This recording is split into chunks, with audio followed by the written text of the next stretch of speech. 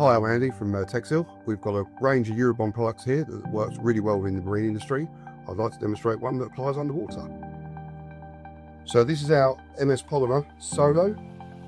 This is white in colour. You have options of black and clear as well.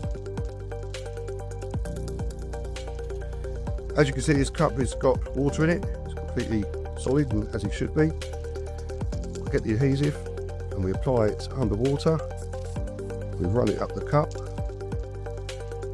MS Polymers cure with moisture, hence it's very good for applying underwater.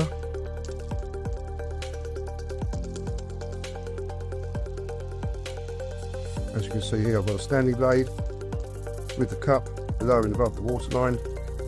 Get the standing blade, make an incision into the top, run it down the adhesive line, open it up so you can see the water coming out, remove the knife, and we have a sealed product. That's our Solo MS Polymer.